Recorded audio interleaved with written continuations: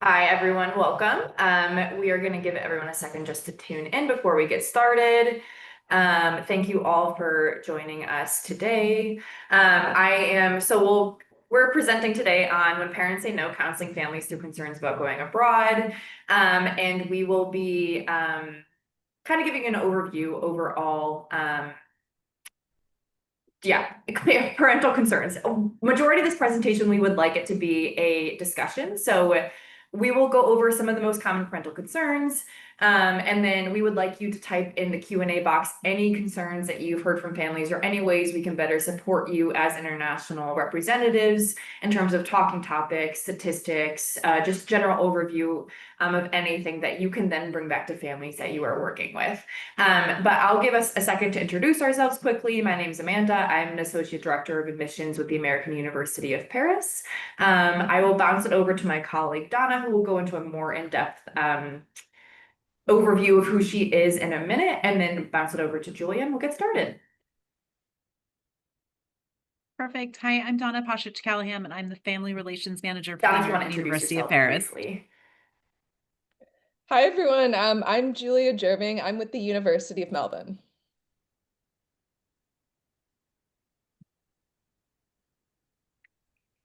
Can you hear me? Sorry, Donna, can you briefly introduce yourself? Sorry. Oh, yeah. No problem. I'm Donna Pasic-Callaghan, and I'm the Family Relations Manager at the American University of Paris. And I don't know if everyone heard me, but I am Julia Jerving, and I am with the University of Melbourne, based in Orange County, California.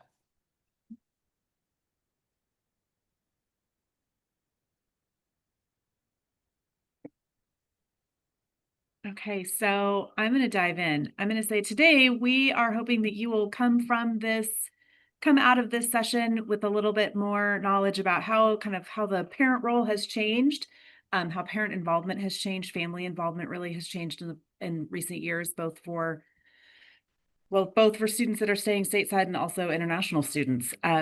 We're going to talk about some parental concerns and how you can address them, strategies for engaging families and supporting them throughout their time at your university, and then also in the alumni space, and then how to kind of make parents partners.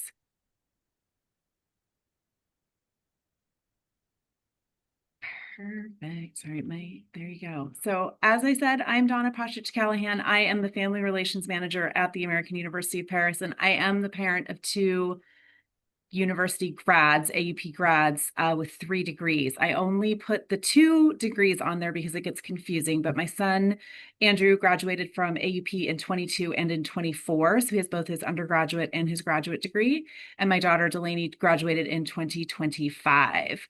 I sort of came to this, I'm going to give you a little background on how I came to this program and how I came to this family relations gig. It is a series of fortunate events or unfortunate events, depending on how you want to look at it. Like at the beginning, it was maybe unfortunate, and then it turned into being fortunate. So in 2018, I was a parent that never had imagined that my child would go overseas to go to school.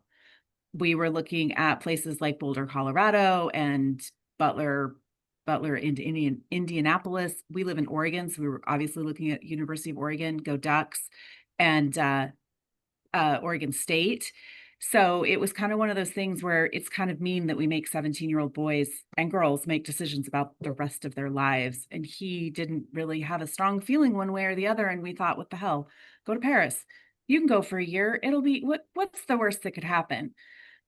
Super awesome. Let's be honest. I was also thinking to myself, hey, I could probably get myself I could go over there maybe once or twice and do some shopping. So fast forward, he's having a great time. He's doing well. He calls one day and he says, hey, I'm having some roommate issues. I think that this weird thing is going on and I don't know what to do. Can you help me?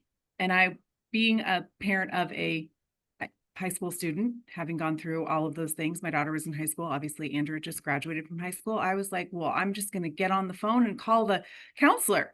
Well, there aren't counselors in high school, or excuse me, in college, that you can just call to be like, hey, my kid has a problem. So I emailed the parents at aup.edu email address, and I ended up in the dean's office. I ended up at our student development dean's office, literally in his office. And I said, hey, my kid needs some help. I don't know where to go to get him help. Can you help him? He said, sure. Also, how did you get my number? And I said, well, one of your colleagues gave it to me. So that got me thinking about kind of how parents involvement changes once the students do go to college. AUP was at that point in time hiring a a relations manager and a fundraiser. And I threw my name in the hat and wrote a letter and said, hey, I think there's a gap in communication. I think there's something that could be done here. So in August of 2019, they hired me. And that first semester was just me kind of traveling around, getting my feet under me, talking to parents, doing orientation, meeting alumni, just kind of all the things we do when we start jobs. And then in February of 2019, I received my first email on February 26th, a parent asking, hey, we've heard about this thing that's happening in Italy. Do you think we need to be worried? That was during AUP's, it was actually at the end of AUP's spring break, and we had students all throughout Europe. We had a ton of students in Northern Italy because they had been at Fashion Week.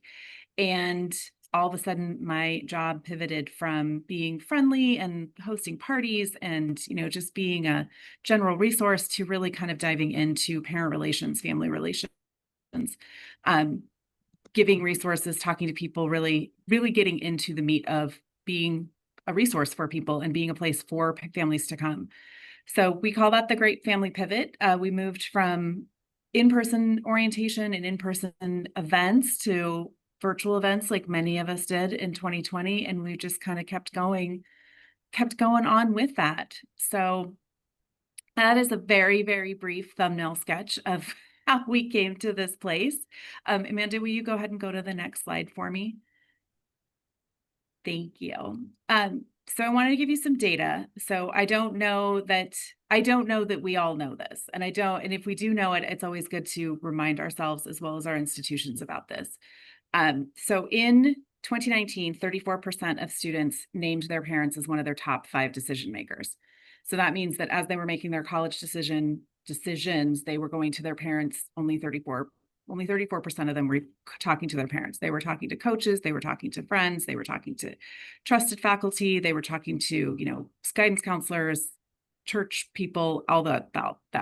That has moved to 48% at this time. So we are now looking at families who are much more deeply invested in where their students are going and helping their students to make these decisions.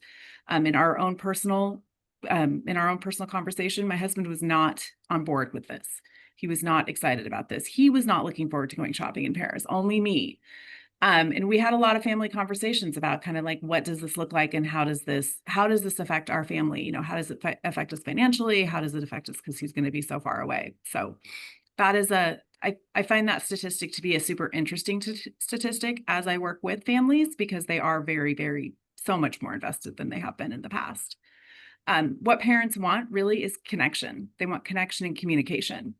With these students coming from education, the secondary education that they're getting, there are oftentimes they are getting emails and texts and phone calls, and maybe all 3 of them in one day, and maybe 2 or 3 or 4 of them in a day. So they are looking for a direct communication, and they have an expectation that colleges, even though their students are adults now, and we all know how that goes, they still want to be involved. They are financially tied to us, and they feel a great connection to us. So 75% of families would like to have direct communication weekly. Forgot to add that word in there, weekly. And that is up from 71% in 2020, which obviously we can understand in 2020 why they were looking for so much communication. And then at the last year, it's parents' concerns, cost, value, a safety, security, and then access to resources on campus. They want to know that their students are being cared for and all that good stuff. So with that, I think I'm throwing it back to you, Amanda, no, I'm sending it over to Julia. Yay. Yes, I'm the safety guy. Great to be here with you all today. So actually, when I was about to go to college 20 years ago, my mom actually ran a background check on all of my college roommates, which I think was a little intense. because this was not really such a normal thing. She also wrote my name on all of my items, so big Julia Jerving on all my, pants and everything. So just to tell you all, this is something parents are all worried about, and they will all be worried about safety. So whether they go to the US or whether even more so if they're going internationally. So I think my biggest tip is really to make sure that you're listening and acknowledging the fears first. I think it can often be human nature to jump to reassurance, but what happens when we do that often is that the parents sometimes feel invalidated or dismissed. So I think it's really important to acknowledge that it is important. Safety is definitely a very, very big deal for their child.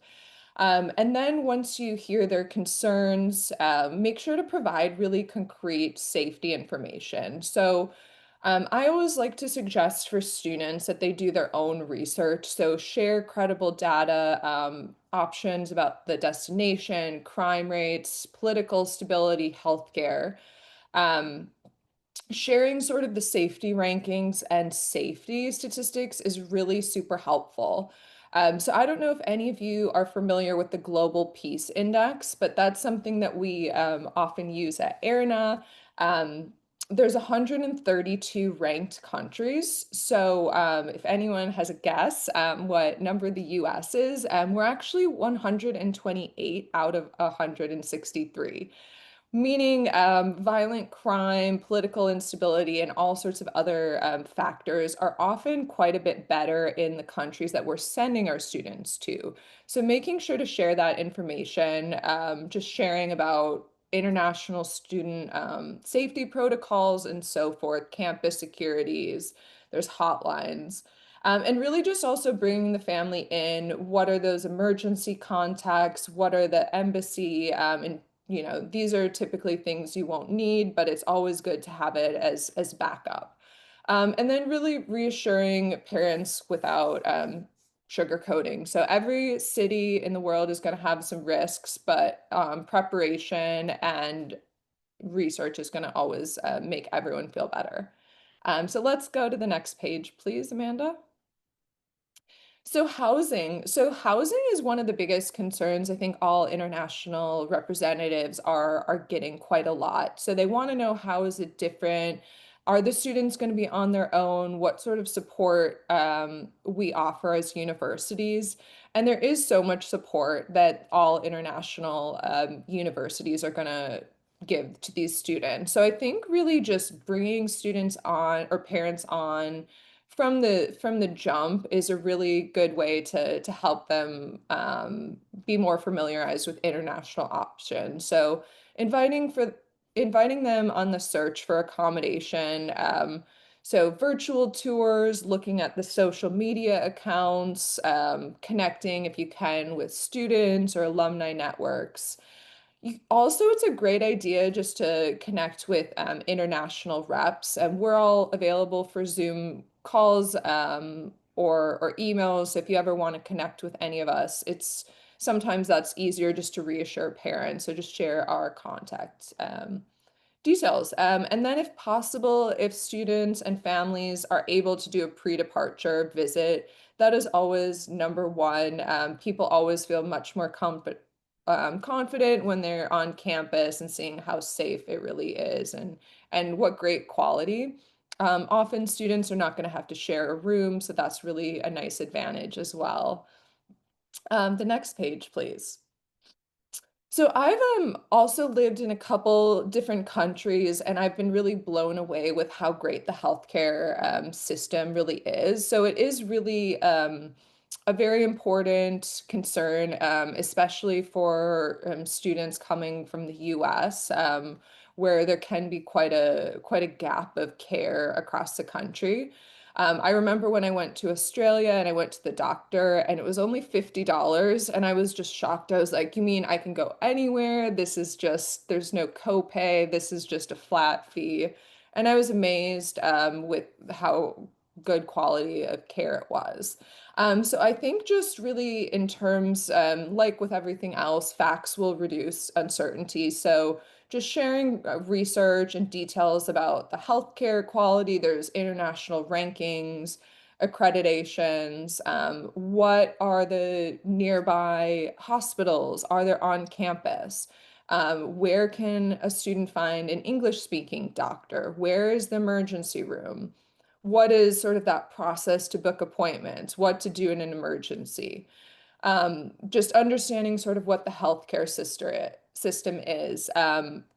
Typically, it's going to be a dream compared to a lot of us Americans. It's just very straightforward and pretty easy to deal with in many cases.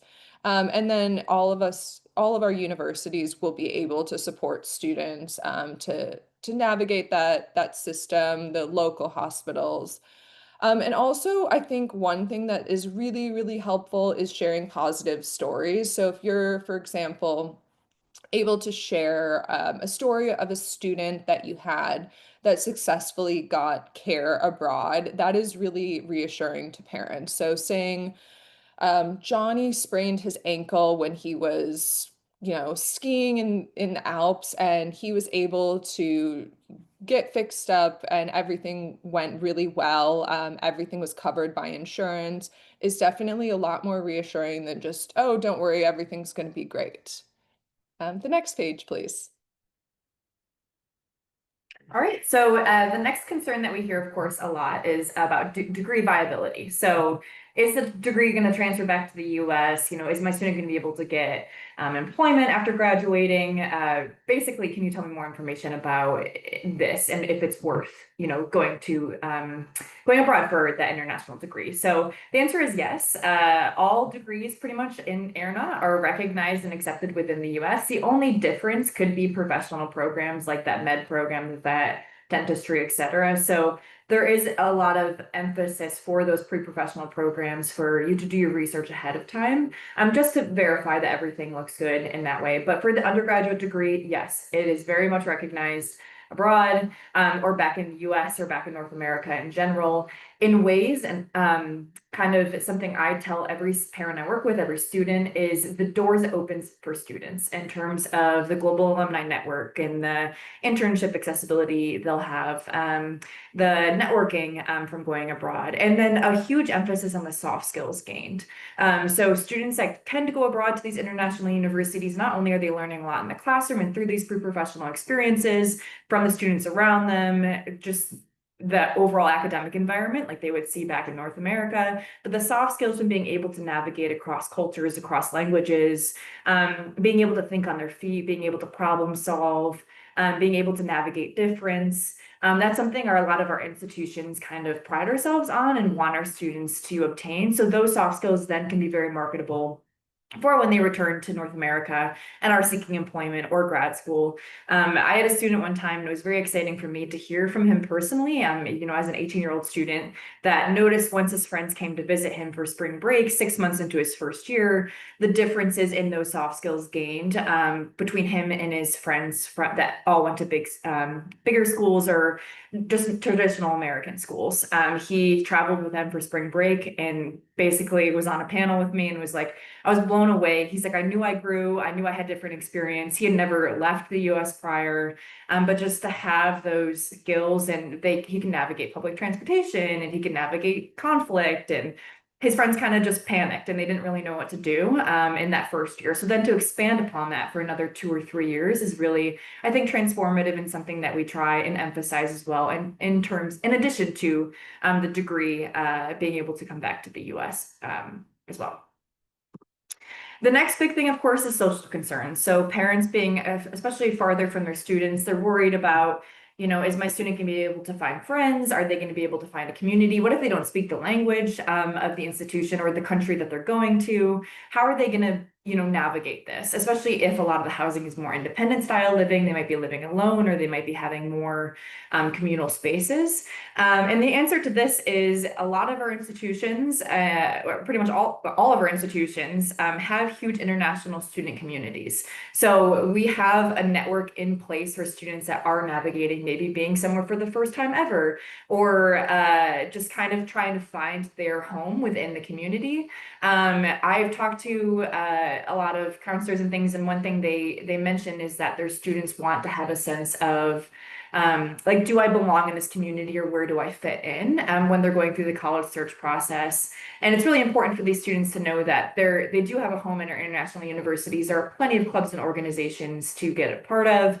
A lot of our institutions offer extended orientation weeks for our international students to help them acclimate to the time zone, or just the overall way of life being abroad, getting to know campus resources, getting to know their local neighborhood, just really allowing them to settle in and build that community prior to classes beginning.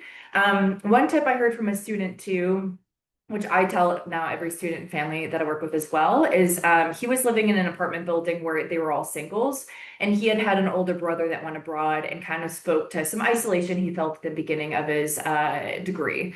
And the big thing for him was he made a point to walk up and down the hallway of his apartment building and introduce himself to everyone that lived there within the first week or two of being on campus, because he wanted to get ahead of that, maybe feeling isolated or homesick or what have you. He started having family style dinners with a lot of his homemates, and just kind of built that community early on, because he knew it would be important to him to have people around him as he was adjusting to not only college, but just life abroad. There are also a lot of support services on our campus for students. As Julia mentioned, healthcare is huge in a lot of our countries, and offers more than than North America and the US especially would offer. So sometimes therapy can be completely free for our students. So if they are experiencing homesickness, they don't have to worry about paying co-pays or having to navigate, how do I find a therapist, or who can I talk to about this? Our campuses come equipped with these resources to make sure students have the support around them while they are naturally going to go through some adjustment periods as well, and some growing pains. And then the next one is financing. So I gave a presentation on this on the first day of the Global Guidance Summit on Monday. So that recording will soon be available on our website. It really goes in depth in terms of financing a degree abroad, kind of readjusting our conversations around this. So I won't go too in depth here, but just in general, there are over 700 international universities on the FAFSA. So most of our universities are well equipped with helping students seek financial aid if they need it. Merit scholarships, yellow ribbon can be used abroad at many of our institutions, same with 529 savings plans. So it doesn't look too different than an American institution or North American institution. It can look a little bit different in terms of like a Pell Grant can't be used abroad.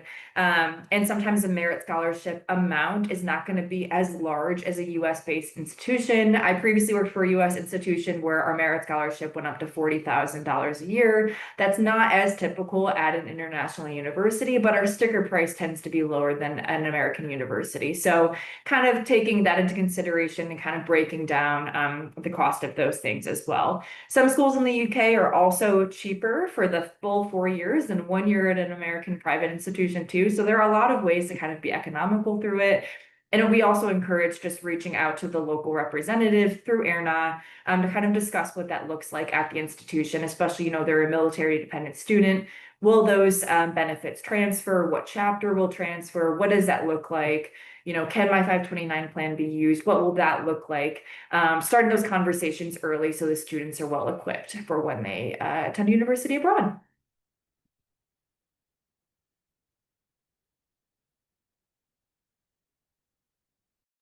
Actually, will you go back to the first gen for me for just a minute? Thank you. So this is an ongoing conversation that we've been having at AUP, because we actually don't see a lot of traditional first generation students.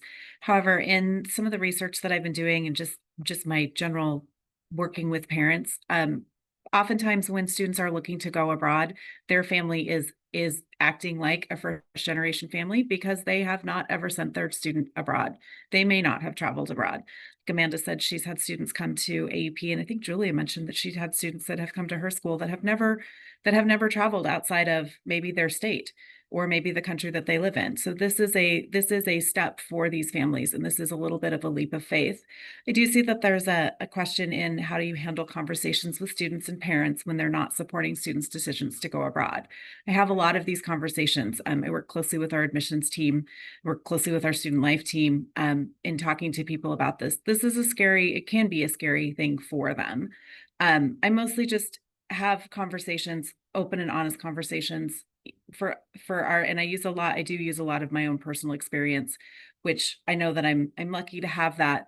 But I would say that these are options. Like, we don't ever want to tell them one way or the other which way that they should go. And I always preface everything by saying that this is a deeply personal decision. But for the most part, listening, hearing what their concerns are and what they have to say, and then also just reassuring them, and again, communicating with them about what's going on. We've been having this conversation about first generation families on campus, just because, again, it's difficult to know kind of what that's going to look like. And it's hard for families to kind of imagine. I will say that most of the conversations that I have when parents are not super supportive of it, after we have a conversation and kind of talk about, what does it look like on campus? What is it going to look like?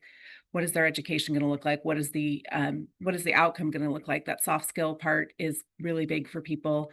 And knowing that, there are people behind the curtain that care for their students, and they're not just sending them out to ride on the metro and eat croissant all by themselves. So, okay, we can go to the next one now. Thank you.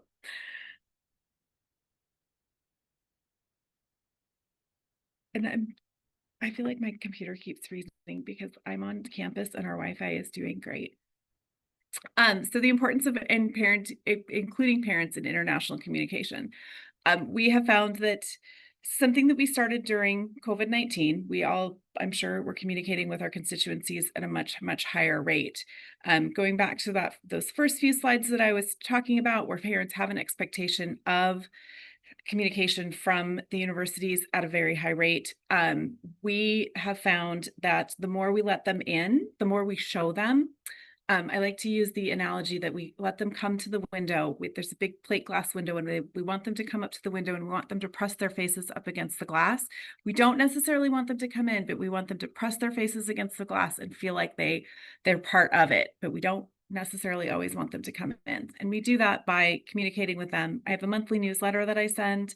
I have an active social media that I am always reposting things from our institutional Instagram, as well as our admissions. We have different departments on campus have wonderful content, and we're just always kind of looking at things and when thinking about, if my student was overseas, what would I want to see? And just keeping them in the loop. Again, bringing them up to the window, having them look, but maybe not come all the way in. I always encourage parents also to join us when we have events. We do alumni and parent events. We call them community events, and we encourage them to come to those. We incorporate existing families, when we're welcoming our new families. And it's really wonderful. Again, it's a wonderful opportunity for people to hear firsthand from someone other than someone that works for the institution, someone that's invested, someone that's just, their student has attended and they've had a really fantastic experience. Okay, next one. Okay, so navigating families that are too involved with their students.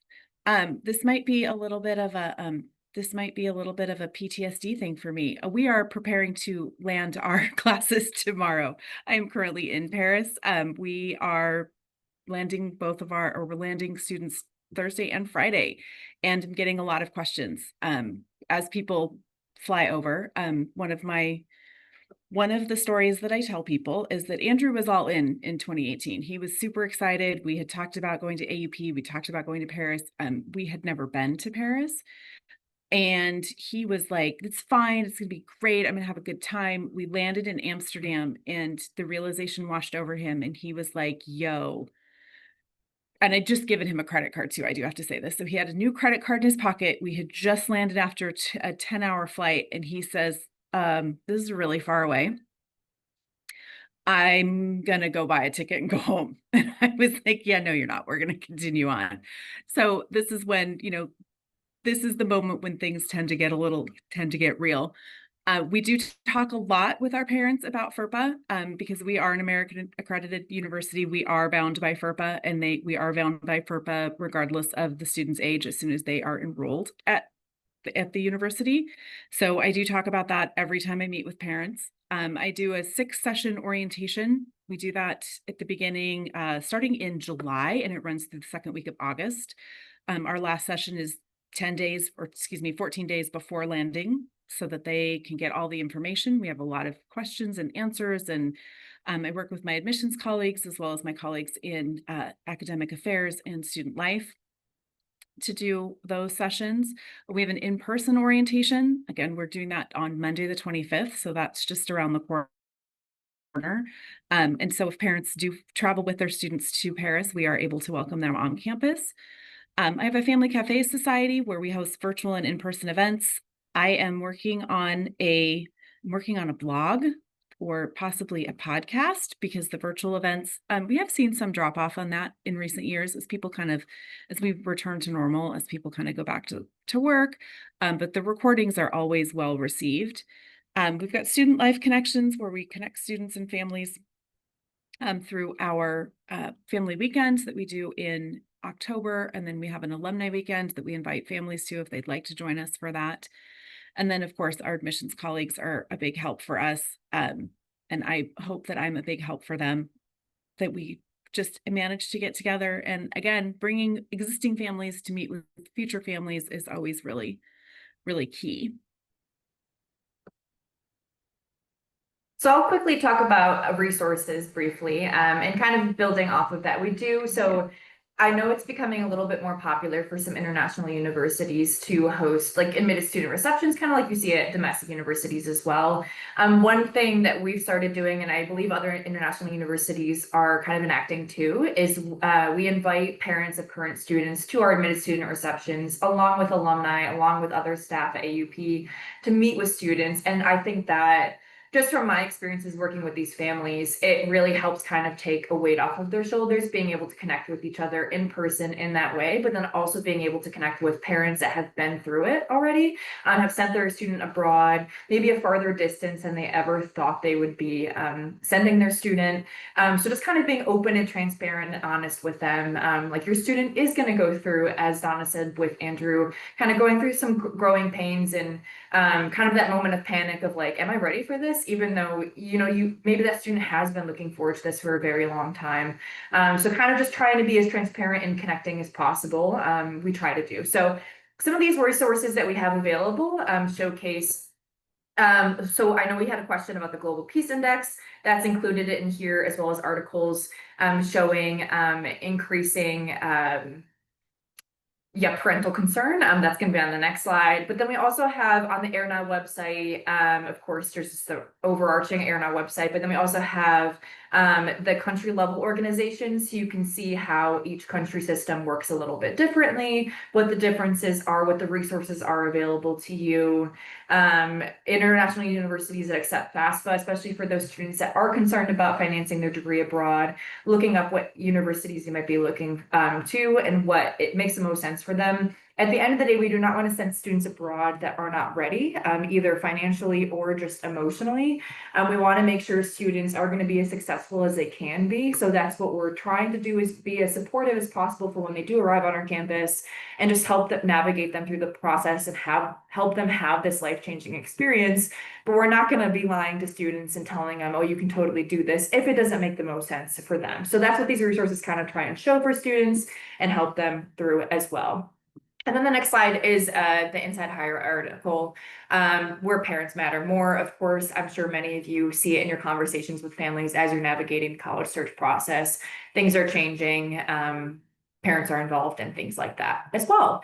But we did want to open it up to all of you. I know we've received some questions, so I'm going to stop screen sharing so I can kind of help with that as well. And then we'll start going through some questions. So please type in the Q&A box anything that you've heard from families, anything that we can help with. I know we had a suggestion in there too about looking through a university's LinkedIn page and seeing alumni and what they're up to now. That's a great piece of advice. So yeah, anything else that we can answer, please type.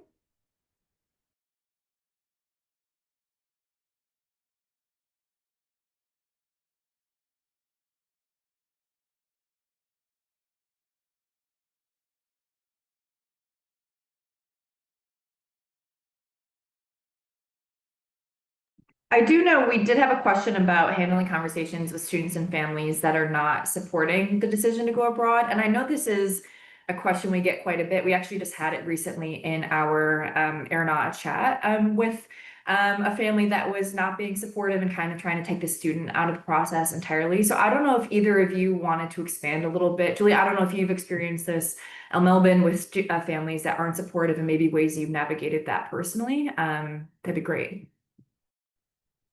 Sure. Thanks, Amanda. So I think definitely a lot of parents, maybe from the jump, are not always super interested in having their child farther away. And I think really one of the main tips that I personally navigated is just having a lot of one-on-one conversations with the family and the student. So I think the parents are always going to be a little bit anxious. So just having kind of a place to put that anxiety and just having a person to talk to, even if they're just going to send us a text or an email about something basic, just having someone to talk to, I think is really key. I think also really if the family can afford to go visit campus, we've had some students that the parents have said no, but the students were really passionate, and then the parents kind of fall in love with Melbourne and our university. And so that's changed the decision for us in some cases. I know I had a student this year too who I was from California, and the family was very international and they've lived abroad, but they were supportive, but they were concerned about their son's ability to be able to work. So they wanted to have him stay in California for a year and kind of prove to them that he was able to kind of live away from home and have those skills, which was an understandable concept they had. And I just remember I had a phone call with them and kind of talked I gave student examples. I offered to connect the family with the student. I talked about kind of the importance of that growth in that first year. Home is always going to be there, so they can always return home, of course, but kind of letting that student show maybe that they were more capable of, or more capable than the parents may have originally believed through those student stories and kind of that sort of thing too. But that was kind of a first for me. I've had students that weren't supportive, but that was kind of a first conversation where I had a family that was like, I need our child to prove to us that they're capable of this. And the conversations, you can just hear them kind of decompress, especially kind of making the connection with university reps that are local-ish to them makes a huge difference too. Like, oh, you're not too far away. That sort of thing. Yes, I would say that also just knowing that there is an apparatus that's there to support their student. Oftentimes it feels like they're wondering if they're just going to send their child off into the wild blue yonder and there's not going to be something there. One of the I did not mention this earlier, but one of the other communications piece that we have is actually a family resource guide that is on our webpage that just it is basically a thumbnail sketch of all of our different departments. So at 2 o'clock in the morning, when someone wakes up with a feeling of dread clutching their heart because their child is graduating from high school and getting ready to go abroad, we have this resource guide there so that they can go and search through it and say, okay, what kind of academic, will they have their academic accommodations? The answer is yes, of course. And here's how they're going to get that. Are they going to have will they have mental health care? Yes, of course. And here's where they're going to have it. So again, just it's oftentimes it's the fear of the unknown and it's just the wondering. It's not necessarily that they're like, I don't want you to go. It's just, I don't know what that looks like, which that goes back to the first generation comments because it's hard to know what we don't know. We have another question in here too about how do you get families to understand the 3-year bachelor's degree is not less valuable than a 4-year degree? It's a great question. Julia, can you speak to this one a bit too? Yeah, sure. So I would say typically we just try to explain that the difference is simply that this is more the norm abroad compared to the US or American universities abroad, like my colleagues here today. So we just explained that there's no general education requirements and the students are going straight into their program. So it is actually more the norm than the US system. So the US was actually modeled after Scotland's education. So we just say, would you consider, Oxford or Cambridge? Would you consider that a legitimate degree? And oftentimes that helps. That's great. I also would just encourage families to look at like the alumni or connect with the reps to speak to alumni too that, maybe are in excellent careers and things like that, especially back in their home country might be helpful for them to kind of see the value of that education as well and financially the value too. We have another question about some warning signs that a student might not be ready for studying abroad. Alternatively, what type of students should we be recommending this opportunity to? Donna, if you want to quickly touch on this, and then we'll get rolling with other questions as well. Absolutely. So, from my experience with families and parents, if you are talking solely to the parent and the child is kind of just lingering in the background, maybe just lurking in the background, or maybe not present at all, then that student is probably not really ready to come to this university, to your university, or to go abroad, period.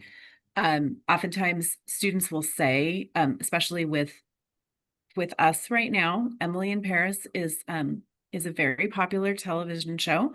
And we have definitely seen an Emily in Paris effect where we do have students that are like, oh my gosh, I totally want to go live in Paris because I think that looks so great.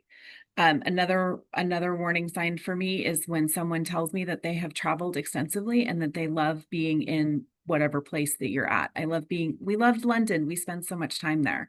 We loved Melbourne. We spent 2 weeks there. Studying and living somewhere is very, very different than visiting.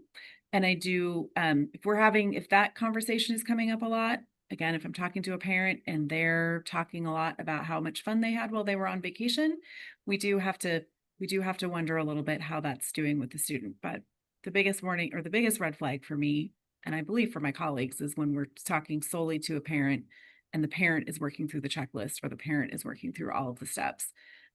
We also say you don't end up at AUP by accident. I'm assuming no student ends up overseas by accident. You have to want to do this. And if they're not engaged in the process, it's probably not going to be a great fit. We do also, oh, go ahead, Julia. Oh, sure. So also one thing that I have noticed is some students that seem super anxious and nervous and need tons and tons of hand holding, once they're abroad, they actually really do thrive in a way that you really wouldn't expect, and you'd be really shocked and surprised. So I think when students are on their own, they're figuring things out. They're figuring out their phone plan. They're figuring out how to make friends. They're on the other side of the street when they're walking. They're just figuring it out, and that will build resilience and confidence. And you'll really see a student that has such a transformation in a really positive way. So I think a lot of students will benefit, and I think that Donna's points are all great, but sometimes you would be surprised, so it's hard to know.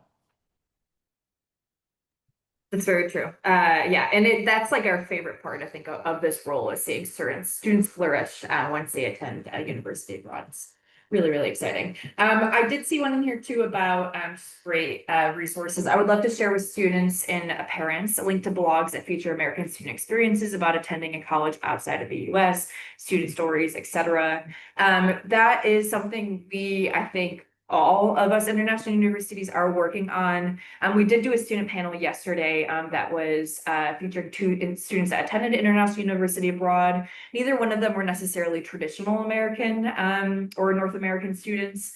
So I definitely encourage checking that out once the recording goes live, because it still did speak to, navigating public transport for the first time, living in a city, or living, in the UK for the first time, differences between an urban versus suburban, or a 3-year degree, 4-year degree, things that are kind of still applicable to any sort of student.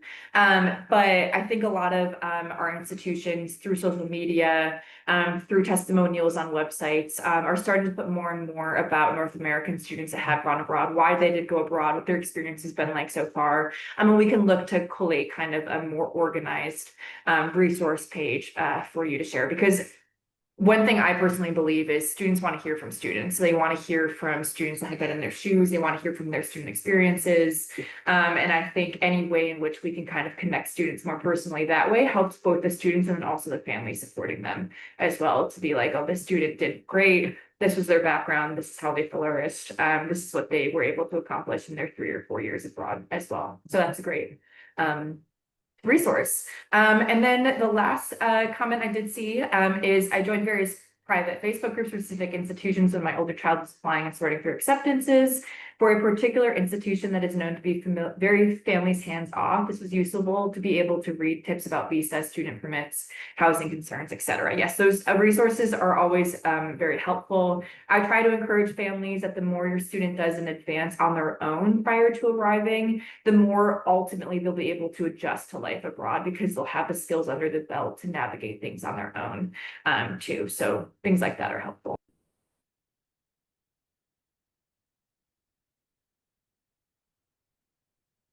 Are there any other questions before we wrap up?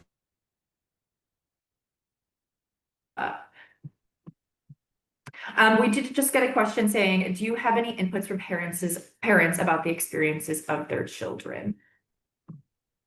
Donna or Julia, do you have, yeah.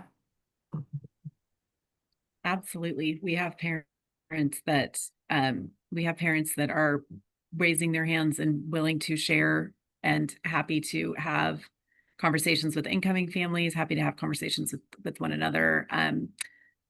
It's actually one of the best parts of my job, getting to work with the families that maybe have had some trepidation and maybe have, been a little concerned, but then once their student gets here, they just see all of the wonderful things that have happened.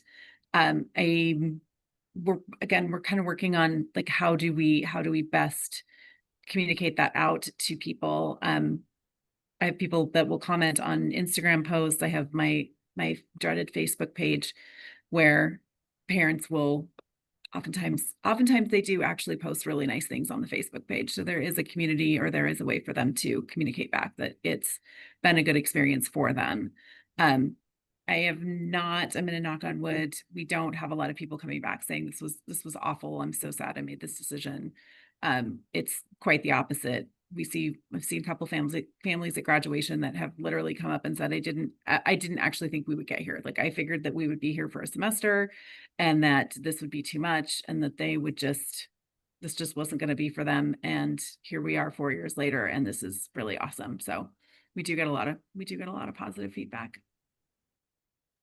And I wish I could pull up, I received an email, I think a year or two ago, from a mother of a student who just basically sang the praises of this experience for her daughter. And it was very moving, and it was just beautifully written, where it was like, we would not have been able to do this without the support of, the reps based here in North America that kind of assisted our student. And we were unsure about what the process would be like or what her experience would be like, just naturally having those concerns about sending their student thousands of miles away. But she was like, I've just been so moved by the stories that my daughter says. She's like, I almost feel closer to her in ways, because now our communication is intentional. We make a point to call each other at least once a week and have these conversations. She's very open to sharing her experiences. And she was just like, I've just been able to see my daughter in a different light and just see her grow and mature right before my eyes. And it was a beautiful email. But that kind of reinforced the purpose of why we do what we do and why we help support these families, even if they are nervous at first. It's just really exciting to see them kind of on the other side of, wow, this was an incredible experience for my child, and look at how much they've grown, and look how proud I am of them as well. All right, well, I think that is it for questions. Of course, if one more struggles in, we can answer it. I did just want to quickly highlight some upcoming events that we have. If you've attended any other sessions, this Global Guidance Summit, you've probably seen the slide a bunch, but we are hosting an international reception at NACAC on Thursday, September 18th. And then we also have 3 upcoming tours for both counselors. We do counselor luncheons and then fairs for students and families. We'll be doing one in Texas this fall in November, and then East and West Coast tours in January and February. So the West Coast one will be all up California, and the East Coast will be in a few cities as well. Share the slide with the dates, please. Yes. Okay, let me see. I don't want to mess up sharing my screen, but I can quickly do it here. If I can pull it up. Sorry, I'm still so used to Teams and sometimes Zoom just does not want to cooperate with me. Okay.